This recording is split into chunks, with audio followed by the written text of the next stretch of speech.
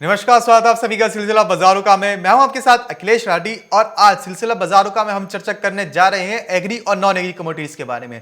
हम आपको बताएंगे कि आज के कारोबारी सत्र में कौन सी एग्री कमोडिटी और कौन सी नॉन एग्री कमोडिटी में क्या करके चलना चाहिए, बिकवाली करें, खरीदारी करें, होल्ड करें, क्या करके चलना चाहिए जिससे कि मुनाफा कमाया जा सके और नुकसान से बचा जा सके। जान लेते हैं कि आज एनसीडीएक्स पर कौन सी कृषि जिन्स किस भाव पर खुलती हुई नजर आई है और किस भाव पर कारोबार करती हुई नजर आ रही है। तो शुरुआत करें हम यहां पे सबसे पहले कैस्टर सीड के जनवरी वादे से।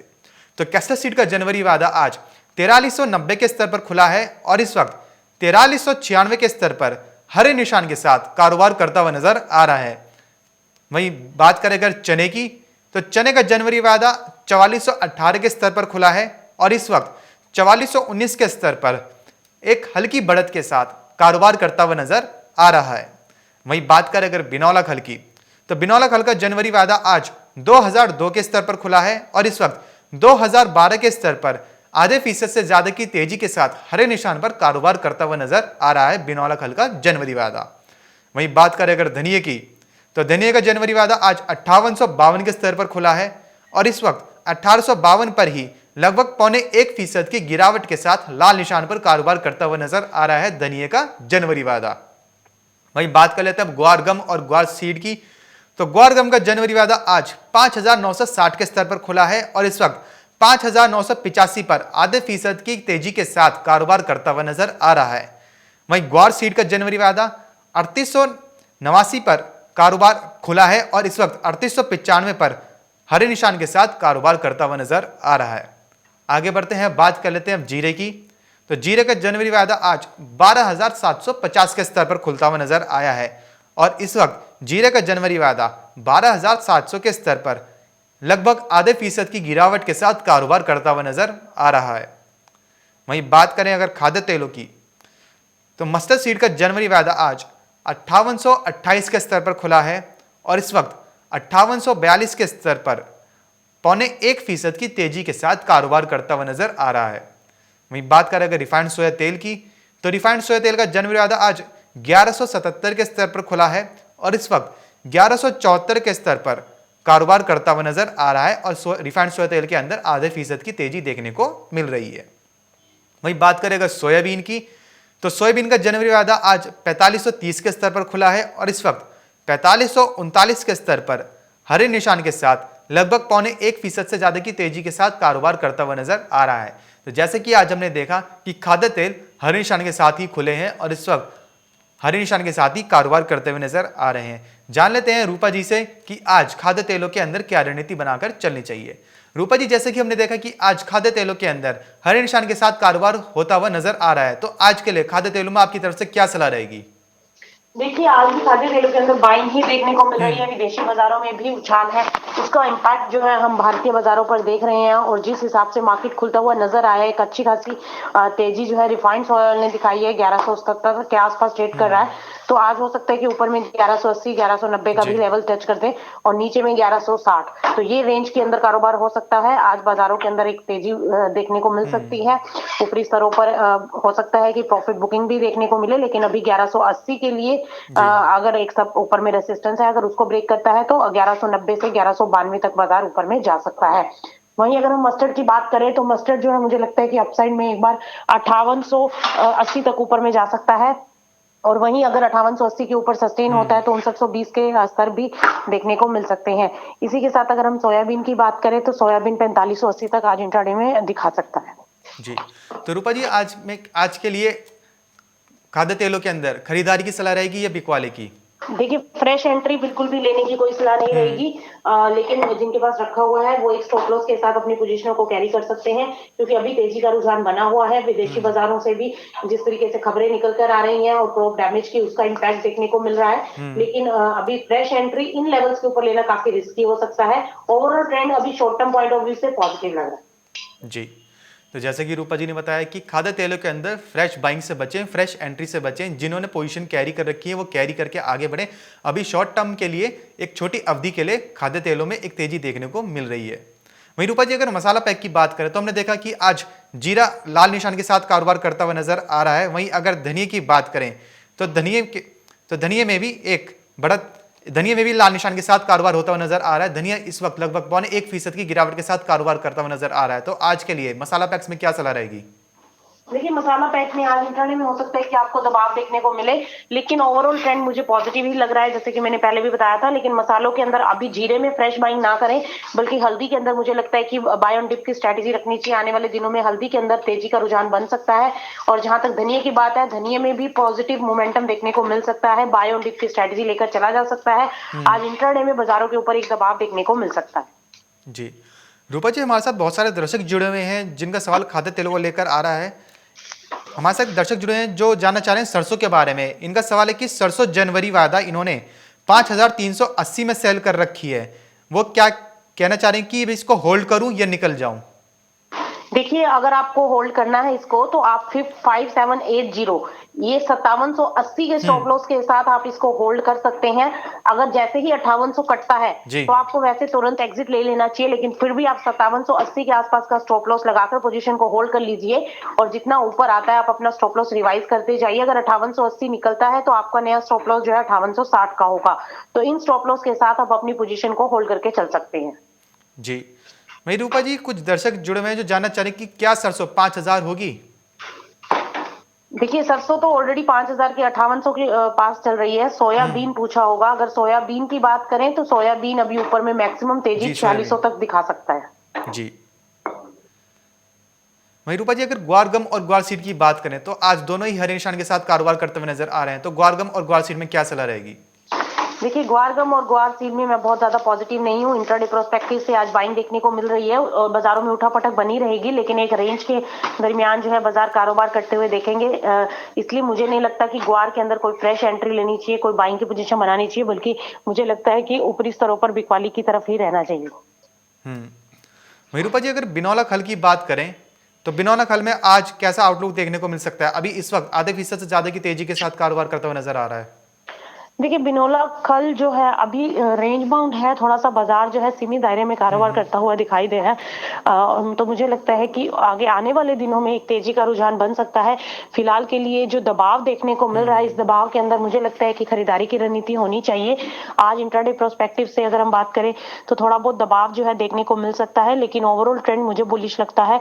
अगर आपको 1980 के आसपास मिलता है तो वहां पर आज खरीदारी की जा सकती है। जी, रूपा जी, हमारे साथ एक दर्शक जुड़ी हुई है वैशाली जी, जिन्होंने कपास खली जनवरी वायदा बाई करी है 2034 पे। इनके लिए क्या सलाह रहेगी? देखिए, मैंने इनको पहले भी शायद स्टॉप लॉस दिया था 1960 के स्टॉप लॉस के साथ आप अपनी पोजीशन को कैरी करके चल सकते हैं। आगे तेजी का ही रुझान एक्सपेक्टेड है। जब तक 1960 के नीचे सस्टेन नहीं करता तब तक कोई बहुत ज्यादा गिरावट की उम्मीद नहीं है। रेंज में घूमता रहेगा मार्केट, लेकिन तेजी बनती हुई दिखाई दे सकती है आने वाले कुछ दिनों में। तो इसीलिए आप थोड़ा सा इसको होल्ड रखिए 1960 के स्टॉप लॉस के साथ। जी, वही रूपा जी, अगर दाल दलहन की बात करें तो चना इस वक्त हरे निशान के साथ कारोबार करता हुआ नजर आ रहा है। तो चने में आज खरीदारी करें या बिकवाली? देखिए, चने में खरीदारी अभी नहीं करनी चाहिए, क्योंकि लगातार ये कमोडिटी एक रेंज बाउंड एक्टिविटी दिखाती हुई नजर आ रही है। जैसे मैंने पहले भी बताया कि ऊपर में 4500, नीचे में 4200, 300 रुपए की रेंज में कारोबार करती हुई दिखाई दे सकते हैं। 4500 के आसपास इसमें वापस से सेलिंग आ सकती है। तो इसीलिए आज इंट्राडे में जरूर बाइंग है, लेकिन मुझे नहीं लगता कि ये सस्टेनेबल होगा। 4460 तक आज इंट्राडे प्रोस्पेक्टिव से एक अपसाइड मोमेंटम देखने को मिल सकता है। जी, वही रूपा जी, कुछ दर्शक जुड़े हुए हैं जो सीपीयू के बारे में जानना चाह रहे हैं। वो जानना चाह रहे हैं कि सीपीयू में क्या करके चलना चाहिए अभी? देखिए, जहां तक सीपीयू की बात है 980 है अब ऊपर में। अब 973, क्योंकि 960 का लेवल इसने ब्रेक कर दिया। अब इमीडिएट जो हमें लगता है कि एक बार 980 तक जा सकता है सीपीयू। बाइंग किया हुआ है तो 960 के स्टॉप लॉस के साथ पोजीशन को होल्ड करके चलिए।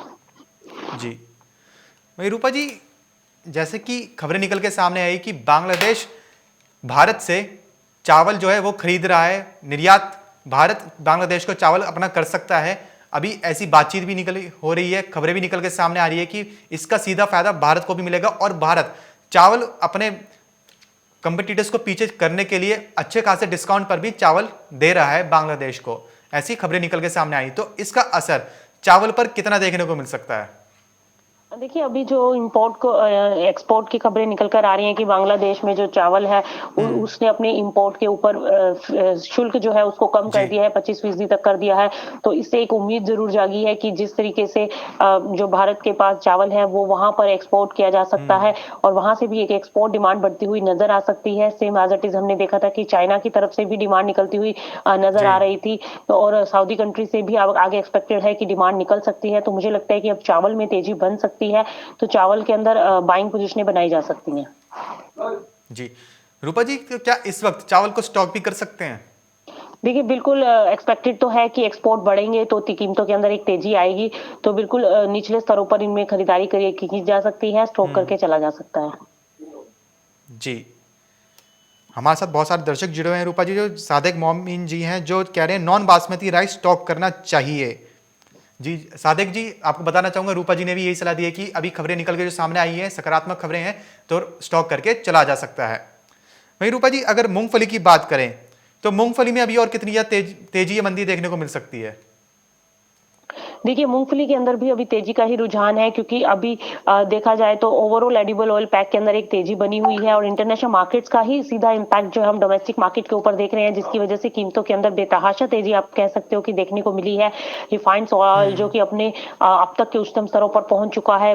सरसों में भी अच्छी तेज़ी आई है और सोयाबीन में भी तेज़ी अभी बननी चालू हुई है। तो ओवरऑल ट्रेंड पॉजिटिव है, तो इसका इम्पैक्ट जो है मूँगफली के तेल के ऊपर भी आगे आने वाले दिनों में जी। देखने को मिल सकता है। अभी विंटर सीजन की डिमांड भी निकलना बाकी है। तो उम्मीद यही है कि आने वाले टाइम में अभी पीछे भी हमने देखा था कि तेजी बनी थी और आगे आने वाले समय में भी 10 से 15 दिनों के अंदर मूंगफली के अंदर एक अपसाइड मोमेंटम बनता हुआ दिखाई दे सकता है। जी। वहीं रूपा जी, अगर गुड़ की बात करें तो गुड़ पे भी हमने देखा कि अब एनसीडीएक्स पे ट्रेड होना शुरू हो गया है। गुड़ भी विंटर चल रही है, सर्दियों का सीजन है, गुड़ की खपत ज्यादा होती है, तो अब गुड़ में अभी और कितनी तेजी मंदी देखने को मिल सकती है?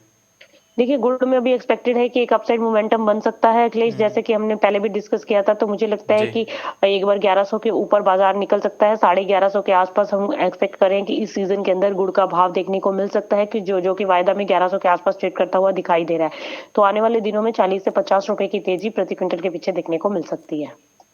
जी।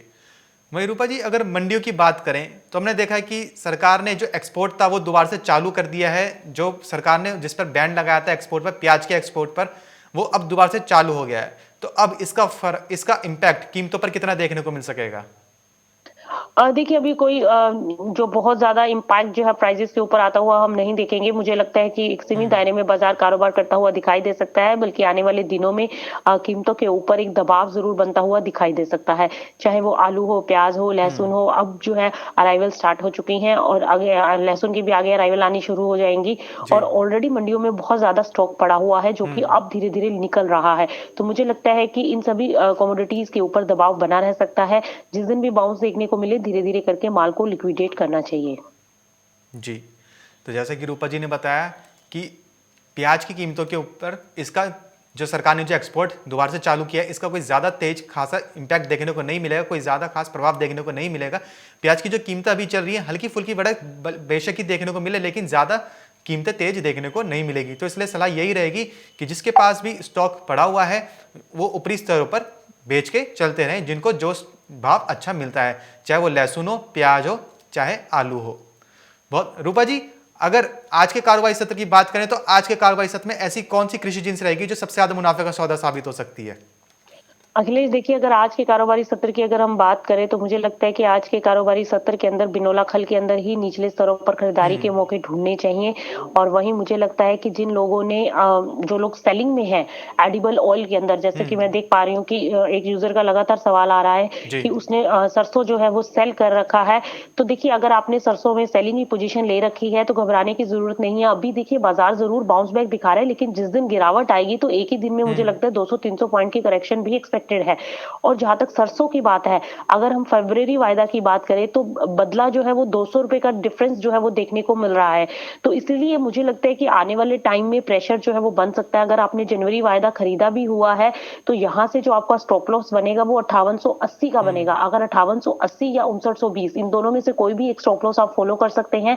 अगर ये कटता है तो फिर आप पोजीशन एग्जिट करें, क्योंकि फिर 6000 का लेवल आना तय है। तो इसीलिए 5880 के बाद अगर बाजार निकले निकले तो वहां आप अपना पोजीशन जो है जिन्होंने भी सेलिंग किया हुआ है वो एक बार एग्जिट कर दे, क्योंकि फिर वहां से तो 150-200 की और तेजी बन जाएगी। तो इसीलिए नहीं तो आप इस पोजीशन को होल्ड करके चलिए। मुझे लगता है कि आने वाले कुछ दिनों में दबाव आ सकता है, और जिन्होंने 5300 5350 के आसपास बेचा हुआ है वो लेवल्स बिल्कुल एक्सपेक्टेड है कि मार्केट दिखला सकती है, लेकिन टाइम लगेगा थोड़ा सा। बाकी आप वेट कीजिए और या फिर इसको रोल ओवर कर सकते हैं इस सौदे को, लेकिन अभी नहीं, क्योंकि अभी डिफरेंस जो है वो काफी चल रहा है। अगले महीने के वायदे की अगर हम बात करें तो उनमें ऑलरेडी प्राइसेस के अंदर 200 से 250 पॉइंट का डिस्काउंट देखने को मिल रहा है। तो इसीलिए एक स्टॉप लॉस जरूर फॉलो कीजिए, चाहे आप बाइंग पोजीशन बनाते हैं या फिर सेलिंग, अदरवाइज लॉस जो है वो बहुत ज्यादा बढ़ जाता है। तो एक स्ट्रिक्टली स्टॉप लॉस के साथ आप पोजीशनों को होल्ड कर सकते हैं। फिलहाल के लिए आपके लिए 5880 का स्टॉप लॉस है। जहां आपने इतना वेट किया है तब आप 5880 के स्टॉप लॉस के साथ अपनी पोजीशन को होल्ड कर लीजिए। और मुझे एक्सपेक्टेड है कि जब गिरावट आएगी तो हो सकता है आपको 2 से 3 दिन में ही आपके भाव देखने को मिले। अभी फिलहाल बाजार तेजी की तरफ जाता हुआ दिखाई दे रहा है, क्योंकि अभी जो फंडामेंटल खबरें निकल कर आ रही हैं वो काफी सपोर्ट करती हुई दिखाई दे रही हैं, लेकिन एक्चुअल में इतनी ज्यादा डिमांड अभी मार्केट से निकल नहीं रही है। और मुझे लगता है कि कभी भी ये जो बम्बल है ये फट सकता है और गिरावट बढ़ सकती है। तो इसीलिए आप एक स्ट्रिक्टली स्टॉप लॉस के साथ अपनी पोजीशन को होल्ड करके चल सकते हैं। जी रूपा जी, हमारे साथ एक दर्शक जुड़े हैं विजय गुप्ता जी, जिनका सवाल चावल को लेकर है। वो इनका सवाल है कि अगर 1121 सैला चावल का स्टॉक कर रखा जाए तो क्या आगे मुनाफा हो सकता है? देखिए, एक्सपेक्टेड तो है कि तेजी बन सकती है, और बासमती में ज्यादा तेजी की उम्मीद नजर आ रही है। तो मुझे लगता है कि बासमती के अंदर अपसाइड मोमेंटम बन सकता है। जी वही रूपा जी, हमारे साथ एक और दर्शक जुड़े हुए हैं अमित पांडे जी, जिनका सवाल मेथी दानों को लेकर है। वो जानना चाह रहे कि मेथी दाना के अंदर अभी और कितनी तेजी मंदी देखने को मिल सकती है? देखिए अखिलेश, मेथी दाने की बहुत ज्यादा हमारे पास कोई अपडेट नहीं है कि मेथी दाने के अंदर आगे मार्केट कैसा रह सकता है, लेकिन जो अभी हाल फिलहाल के अंदर जो थोड़ा बहुत अपडेट हमारे पास आया है उसके हिसाब से मुझे लगता है कि एक रेंज बाउंड एक्टिविटी देखने को मिल सकती है। अभी थोड़ा बहुत बाजार उठता हुआ विंटर सीजन के चलते हो सकता है कि देखने को मिले, लेकिन लंबी तेजी एक्सपेक्टेड नहीं है। जी रूपा जी, हमारे साथ दर्शक जुड़े हैं पवन पाटीदार जी और मुकेश माली जी, जिनका सवाल सोयाबीन को लेकर है। वो जानना चाह रहे हैं कि सोयाबीन का भाव आगे कहां तक जा सकता है? देखिए, जहाँ तक सोयाबीन की बात है, मैंने पहले बताया कि 4600 तक मैक्सिमम तेजी सोयाबीन पकड़ सकता है। अगर यहाँ 4600 से 4620 अब जो ये अपसाइड मोमेंटम बना है, और देखिए इसके अंदर सोयाबीन के अंदर जो रेंज है वो 4400 से लेकर 4550 4580 तक की रेंज है, जो कि अभी एक्सपेक्टेड है कि बाजार बनाए रख सकता है। हमने देखा है कि सोयाबीन 4500 के ऊपर सस्टेन नहीं कर पाता है, ट्रेडिंग जरूर हम देखने को मिलती है, लेकिन उसके बाद जो है वो दबाव आता हुआ दिखाई देता है। तो इसीलिए अभी हाल फिलहाल के लिए मुझे लगता है कि सोयाबीन 4560 से 4580 तक इस तेजी में जा सकता है, और तेजी ज्यादा से ज्यादा भी 4620 तक हम एक्सपेक्ट कर रहे हैं कि भाव आ सकते हैं। लेकिन वहीं जैसे मैंने कहा कि कभी भी बाजार जो है नेगेटिव जा सकता है, यू टर्न आ सकता है, प्रॉफिट बुकिंग हैवी वाली देखने को मिल सकती है। तो इसीलिए जो भी पोजीशनें आप लोगों ने बना रखी हैं उनको बिल्कुल स्ट्रिक्टली स्टॉप लॉस के साथ, जो बाइंग में है उनके लिए बहुत अच्छी अपॉर्चुनिटी है। बाजार ऊपर आ रहे हैं, रिवाइज स्टॉप लॉस के साथ पोजीशनें होल्ड करें, और जैसे ही बाजार जो है थोड़ा सा और ऊपर जाता है तो वहां पर आप प्रॉफिट बुक करके एग्जिट करने की कोशिश करें।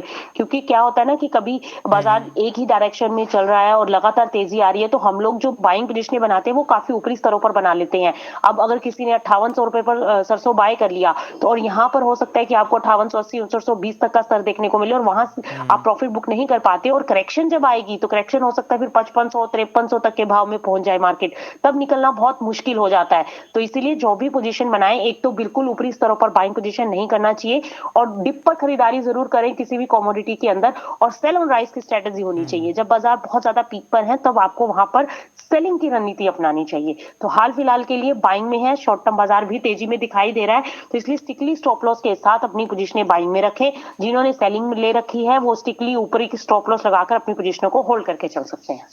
जी वही रूपा जी, हमारे साथ दर्शक जुड़े हैं पवन जी, जिनका सवाल गेहूं को लेकर है। वो जानना चाह रहे हैं कि गेहूं का भाव अभी और कहां तक जा सकता है? देखिए, गेहूं में अभी बहुत ज्यादा मुझे तेजी एक्सपेक्टेड नहीं है अखिलेश। मैंने पहले भी बताया था कि 1970 1980 के आसपास भाव जो है हमें बाजारों में देखने को मिल रहा है। मैक्सिमम जो है 2000 2050 प्रति क्विंटल तक मार्केट जो है वो जा सकता है। इससे ज्यादा अभी अपसाइड मोमेंटम एक्सपेक्टेड नहीं है। तो 100 से 50 रुपए की तेजी जो है हो सकता है कि आपको आने वाले दिनों में गेहूं के अंदर देखने को मिले। जी मयूरूपा जी, हमारे साथ दर्शक जुड़े हैं स्वरूप सिंह भाटी जी, जिनका सवाल ग्वार सीड को लेकर है। वो जानना चाह रहे हैं कि क्या ग्वार सीड 4000 आएगा?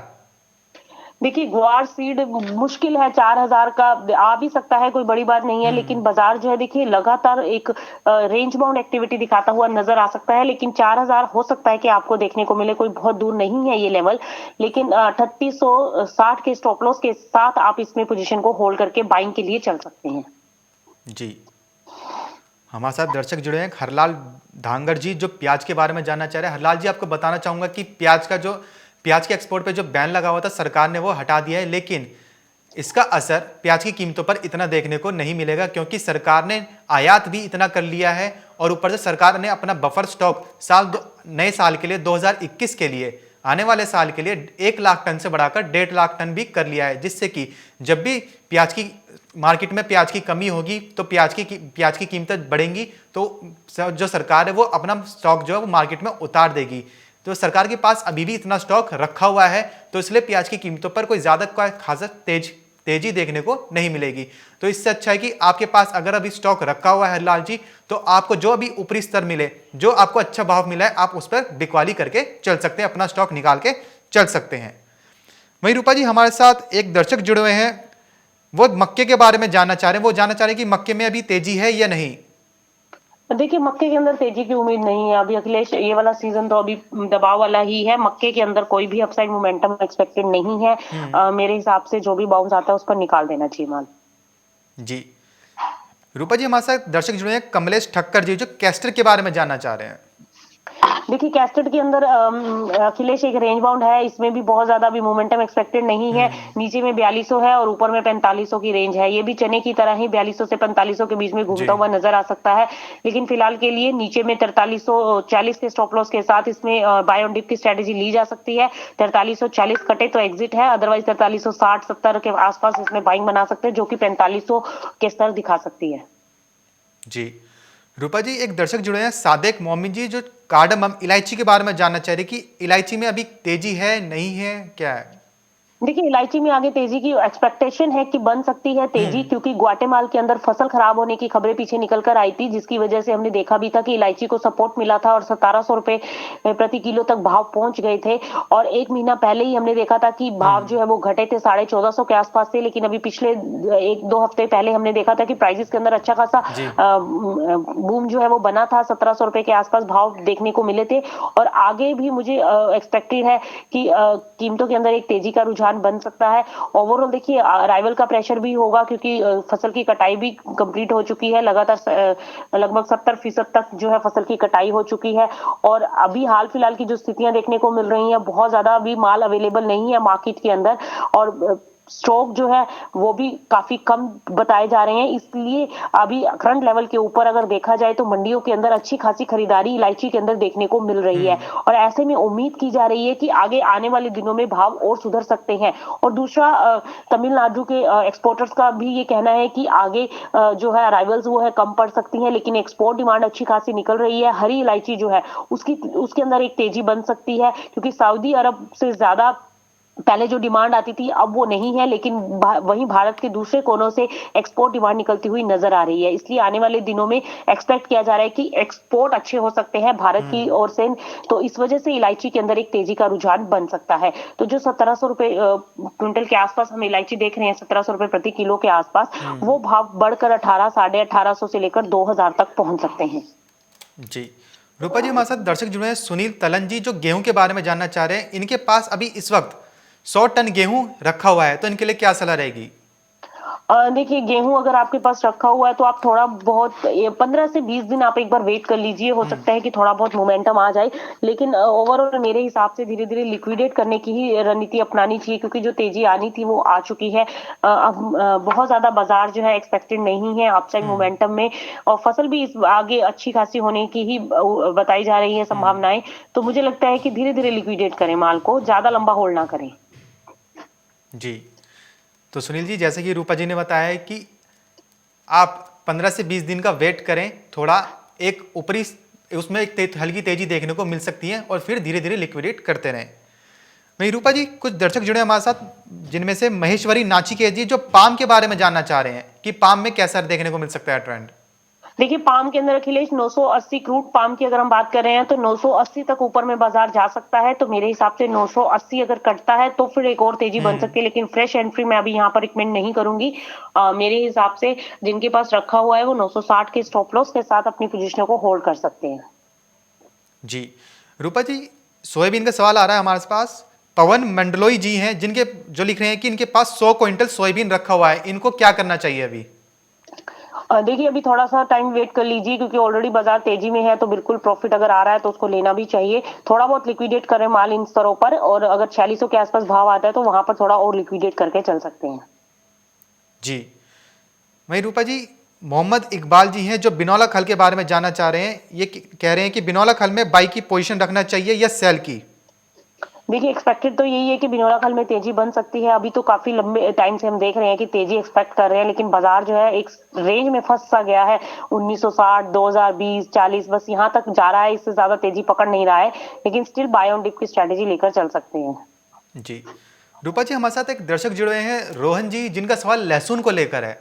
वो लिख रहे हैं कि व्यापारियों द्वारा ऐसा अनुमान लगाया गया था कि दिवाली के बाद लहसुन में एक तेजी देखने को मिलेगी, एक बढ़त देखने को मिलेगी, लेकिन वैसा नहीं हुआ, ठीक उसका विपरीत हुआ। लहसुन की कीमतों में बल्कि एक नरमी देखने को मिल रही है। तो इनके लिए आपकी तरफ से क्या सलाह रहेगी लहसुन में? देखिए अखिलेश, अगर ये हमारा बुलेटिन देखते हैं तो हम डेली बेसिस पर यही बताते आ रहे हैं कि लहसुन के अंदर अब तेजी नहीं है। तेजी जी जो बननी थी वो बन चुकी। अब आगे तो और अराइवल्स का प्रेशर बढ़ेगा। तो अभी जो भाव है मुझे लगता है कि इससे ज्यादा और स्लिप हो सकते हैं बल्कि। तो बाजारों के अंदर जो भी तेजी आ रही है, थोड़ा बहुत छुटमुट जो भी अगर अराइवल इफेक्ट हो रही है, तो उस वजह से, जैसे कि फार्मर प्रोटेस्ट चल रहा है, तो उस वजह से अगर अराइवलों के ऊपर कुछ इम्पैक्ट है तो थोड़ा बहुत बाजार ऊपर उठते हुए दिखाई दे सकते हैं। ओवरऑल ट्रेंड बहुत वीक नजर आ रहा है मुझे तो, क्योंकि अराइवल अच्छी खासी हैं और अभी जो है एक्सपोर्ट भी कोई बहुत ज्यादा है नहीं, तो इसलिए बाजारों के अंदर दबाव बन सकता है। लहसुन के अंदर अब माल रोकना नहीं चाहिए। जी वहीं रूपा जी, अगर बात करें कपास की, तो कपास में हमने देखा कि इस साल का प्रोडक्शन पिछले साल के मुकाबले थोड़ा कम रहा है। वहीं अब विंटर भी है, डिमांड भी है, तो कपास में अभी क्या चलना चाहिए? देखिए कपास के अंदर देखा जाए तो हमारी जो एक्सपेक्टेशन है वो तो अभी अपसाइड मोमेंटम की है, लेकिन वहीं बाजार में एक और भी सिचुएशन देखने को मिल रही है कि उम्मीद की जा रही है कि यहाँ से कॉटन जो है वो एक रेंज में हो सकती है, कोई तेजी ज्यादा नहीं पकड़ेगी। तो मेरे हिसाब से आने वाले दिनों में एक बार बाजार जो है, अगर वायदा की बात करें तो 21,000 के पार जा सकता है कॉटन का। नीचे में 20,200 से लेकर ऊपर में 21,200 की रेंज जनवरी वायदा के अंदर देखने को मिल सकती है, और मुझे लगता है कि इसके अंदर बाइंग में ही रहना चाहिए। और जहां तक एनसीडीएक्स पर अगर कपास की बात करें तो 1200 के स्तर देखने को मिल सकते हैं। जी वहीं रूपा जी, अगर बात करें बाजरे की, तो बाजरे में भी हमने देखा कि भाव पहले ठीक थोड़े कम मिल रहे थे, लेकिन अब कहीं सुधरते हुए नजर आए, लेकिन फिर दोबारा से डगमगा गए। तो अभी बाजरे में क्या सलाह रहेगी? देखिए अखिलेश, अगर अनाजों की हम बात करते हैं, गेहूं, मक्का, बाजरा, तो इनके अंदर अभी बहुत ज्यादा जो है मोमेंटम तेजी का बनता हुआ दिखाई नहीं दे रहा है, लेकिन मक्की और बाजरा इनके अंदर आगे मतलब ये विंटर सीजन की एक डिमांड जरूर पिकअप कर सकते हैं, जिसकी वजह से एक अपसाइड मोमेंटम बन सकता है, क्योंकि सर्दियों में मक्की और बाजरा की डिमांड जो है वो बढ़ जी जाती है। तो विंटर सीजन की डिमांड से हो सकता है कि बाजारों के अंदर थोड़ा बहुत मोमेंटम शुरू हो तो तेजी बन जाए, लेकिन ओवरऑल तेजी अभी दिखाई नहीं दे रही है। वैसे भी मंडियों में देखा जाए तो जी बाजरे की सरकारी खरीद भी शुरू हो चुकी है, सरकार की ओर से भी बाजरा खरीदा जा रहा है, और आने वाले टाइम में मुझे लगता है कि बाजार एक रेंज के बीच में रह सकता है, कोई बहुत ज्यादा लंबी तेजी बनती हुई दिखाई नहीं दे रही है। जी रूपा जी, हमारे साथ दर्शक जुड़े हैं पवन खादव जी, जो मूंग के बारे में जानना चाह रहे हैं। देखिए दालों के अंदर दबाव है, और जहां तक मूंग की बात है, मुझे लगता है कि अब दालों के अंदर तेजी का रुझान बनता हुआ दिखाई नहीं दे रहा है, एक सुस्त कारोबार, और आने वाले दिनों में बल्कि दालों के अंदर एक दबाव ही बन सकता है। तेजी जो आनी थी वो आ चुकी है। अब आगे आने वाले दिनों में ओवरऑल दालों के ऊपर एक इफेक्ट जो है आता हुआ देख सकते हैं। बाजार जो है नीचे गिरते हुए नजर आ सकते हैं। जी मुकेश माली जी जुड़े हैं हमारे साथ, जो जानना चाह रहे हैं कि 2021 में लहसुन का भाव कहां तक मिल सकता है। मुकेश जी, आपको बताना चाहूंगा कि लहसुन का जो आयात है सरकार ने दोबारा से चालू कर दिया है। व्यापारियों द्वारा ऐसा अनुमान लगाया गया था कि दिवाली के बाद से लहसुन की कीमतों में एक तेजी देखने को मिलेगी, एक बढ़त देखने को मिलेगी, लेकिन वैसा नहीं हुआ, ठीक उसका विपरीत देखने को मिला है। वहीं आपका इस वक्त यही सलाह रहेगी कि आपको इस वक्त जो ऊपरी स्तर मिल रहा है, जो आपको अच्छा भाव मिला है उस पर आप अपना माल निकाल दें, होल्ड करके ना चले, क्योंकि ऐसा आगे देखने को मिल सकता है कि लहसुन की कीमतों में अभी और गिरावट बनती नजर आए। वहीं रूपा जी एक सवाल लेना चाहेंगे आपसे सोयाबीन का। संतोष जाट जी जुड़े हुए हैं जो जानना चाहेंगे कि आज सोयाबीन आज के कारोबारी सत्र में सोयाबीन का भाव कहां तक जा सकता है देखिए आज के कारोबारी इंट्राडे सत्र में। की बात करें तो 4480 से लेकर 4580 तक आज ऊपर में जा सकता है। अगर ऊपर में यहाँ से वापस से तेजी आई तो 4580 हो सकता है, और नीचे में मार्केट गिरा तो 4480 तक नीचे स्लिप कर सकता है। जी रूपा जी एक खाद्य तेल का एक और सवाल लेना चाहूंगा। चंदन कुमार गुप्ता जी जुड़े हुए हैं हमारे साथ जो सरसों तेल के बारे में जानना चाह रहे हैं कि सरसों तेल में अभी तेजी देखने को मिल सकती है और यह मंदी ही रहेगी। देखिए सरसों तेल के अंदर ऑलरेडी बाजार के अंदर बहुत ज्यादा तेजी देखने को मिल रही है, और अभी भी थोड़ा सा बाजार पॉजिटिव जाते हुए दिखाई दे सकते हैं, लेकिन शॉर्ट टर्म तेजी बनती हुई दिखाई दे रही है। और लेकिन वहीं लॉन्ग टर्म में मुझे लगता है कि कभी भी ऊपरी स्तरों पर दबाव बढ़ सकता है। जी रूपा जी एक दर्शक जुड़े हैं गुरमानजीत जी जो 1121 बासमती के बारे में जानना चाह रहे हैं। देखिए ओवरऑल बासमती के अंदर तेजी है, और 11-21 के अंदर आगे और तेजी बन सकती है। मुझे लगता है कि अब एक्सपोर्ट डिमांड के खबरों के चलते आगे आने वाले दिनों में एक तेजी का मोमेंटम बन सकता है। जी वहीं रूपा जी हरलाल ढांगर जी हैं जो चने के बारे में जानना चाह रहे हैं कि चने में क्या सलाह रहेगी। देखिए चने में रेंज बाउंड है। चने में मुझे लगता है कि ऊपरी स्तरों पर बिकवाली ही करनी चाहिए। 4500 के ऊपर भाव जाए तो वहां पर बिकवाली करके चल सकते हैं। जी तो हरलाल जी जैसे रूपा जी ने बताया कि चने के अंदर ऊपरी स्तर पर आपको जो ऊपरी स्तर मिले उसके अंदर आप बिकवाली करके चल सकते हैं। वहीं रूपा जी अगर हल्दी की बात करें तो आपने अभी बताया था कि हल्दी में लॉन्ग टर्म में तेजी ही देखने को मिल रही है, तो क्या अभी भी वही ट्रेंड जारी रहेगा हल्दी का।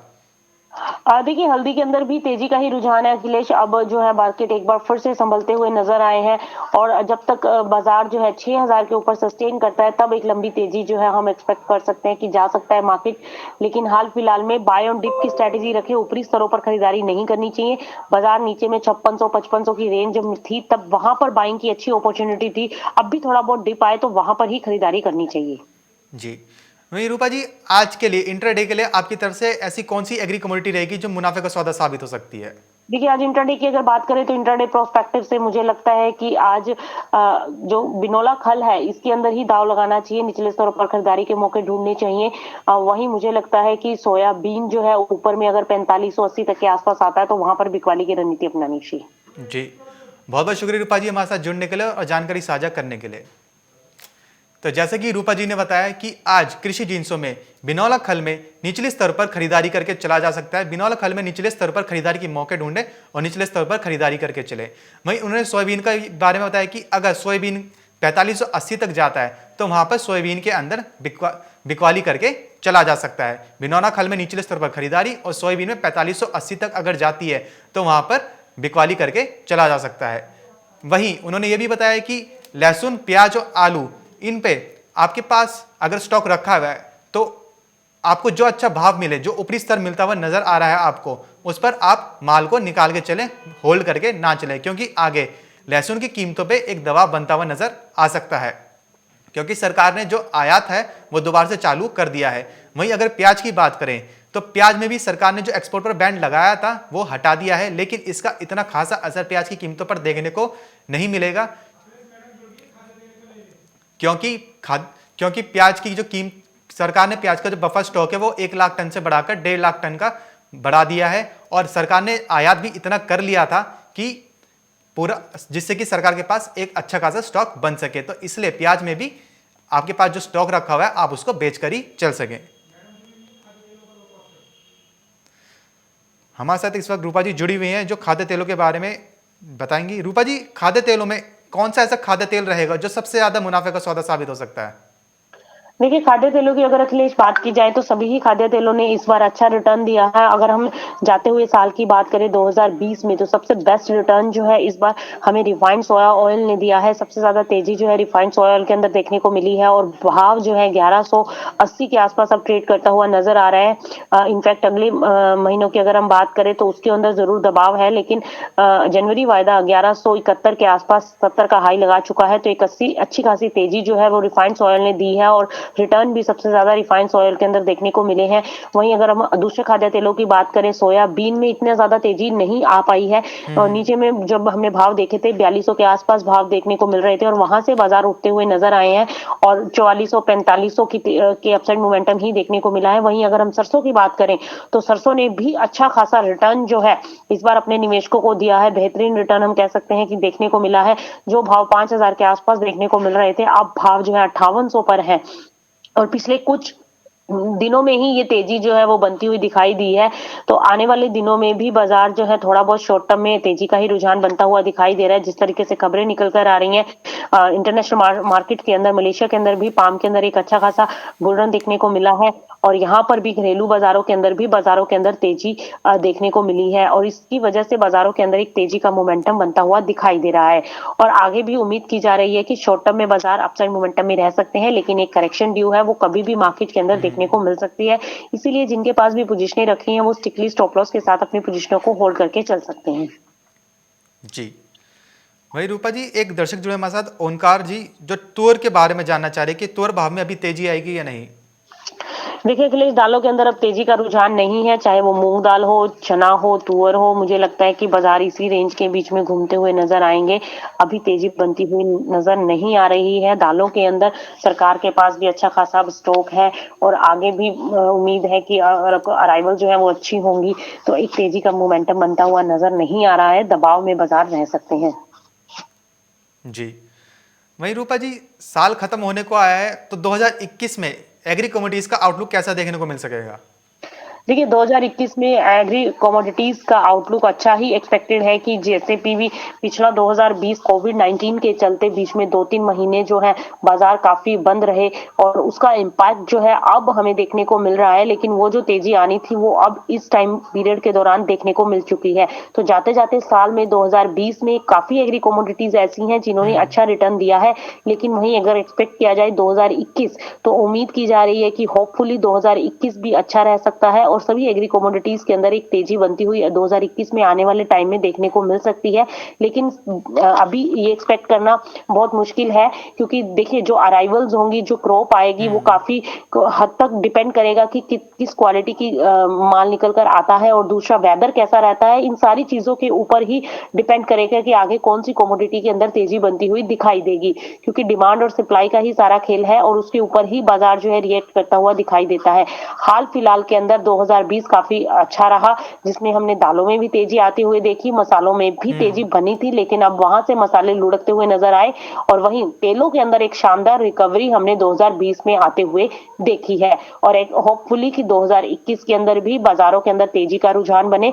जो सरकार का उद्देश्य है कि देश को तेलों के लिए आत्मनिर्भर बनाना है, इंपोर्ट्स कम करने हैं, सरकार उसकी ओर अग्रसर है और उसी को लेकर ही अभी जो हम बाजारों में तेजी देख रहे हैं, ये एक उसी का ही कारण है कि जिसकी वजह से भाव नीचे नहीं आ रहे हैं। जैसा कि सरकार ने पहले जो मस्टर्ड के अंदर ब्लेंडिंग को बैन कर दिया था कि कोई तेल नहीं मिलाया जाएगा, प्योर तेल जो है वो लोगों को उपलब्ध कराया जाएगा, इसलिए कीमतें जो है वो ऊंची बनती हुई दिखाई दी। लेकिन आने वाले 2021 में उम्मीद की जा रही है कि इतनी ज्यादा तेजी तो एडिबल ऑयल पैक में नहीं रहेगी, लेकिन हाँ बाजार थोड़ा नीचे गिरते हुए जरूर नजर आएंगे, क्योंकि ऑलरेडी बाजार काफी पीक पर पहुंच चुके हैं और 2021 के अंदर सभी कमोडिटीज एक शानदार जो है रिटर्न देती हुई नजर आ सकती हैं। थोड़ा बहुत बाजार हो सकता है कि 2021 के शुरुआती दौर में गिरावट वाला हो, उसके बाद जो है एक तेजी बनती हुई दिखाई दे सकती है। तो 2021 सभी एग्री कमोडिटीज के लिए हो सकता है कि अच्छा आए। जी। तो जैसे कि रूपा जी ने बताया कि साल 2021 आने वाला नया साल लगभग सभी कृषि जिन्सों के लिए अच्छा साबित हो सकता है। हालांकि ऐसा दिख सकता है कि शुरुआती दौर में थोड़ा गिरावट देखने को मिले, लेकिन बाद में लगभग सभी कृषि जिन्स संभलते हुए नजर आएंगे और उनमें अच्छा खासा दौर देखने को मिल सकता है। साल 2020 में हमने देखा था कि प्याज में काफ़ी ज़्यादा सरकार की तरफ से उपाय ले गए थे कि जिससे कि प्याज की कीमतों पर अंकुश लगाया जा सके। वहीं हमने देखा था कि खाद्य तेल अपने खाद्य तेलों में हमने अच्छे खासे उच्चतम स्तर भी देखने को मिले। एक डिमांड निकल के सामने आई थी खाद्य तेलों पर, खास करके सरसों में ब्लेंडिंग पर भी रोक लगाई थी, जिससे कि सरसों का जो दाम था वो ऊपरी स्तर पर देखने को मिला था। वहीं फिर ब्लेंडिंग भी हटी। वहीं अगर अब की बात करें तो अब खाद्य तेलों में एक तेजी देखने को मिल रही है, लेकिन एक ये शॉर्ट टर्म के लिए है, लेकिन एक दायरे में ही कारोबार करते हुए नजर आ रहे हैं। अभी शॉर्ट टर्म के लिए खाद्य तेलों के अंदर तेजी ही बनी हुई है। बहुत बहुत शुक्रिया रूपा जी हमारे साथ जुड़ने के लिए और जानकारी साझा करने के लिए। तो फिलहाल सिलसिला बाजारों का बस इतना ही, कहीं जाएगा नहीं क्योंकि खबरों का सिलसिला यूं ही बना रहेगा मार्केट टाइम्स टीवी पर।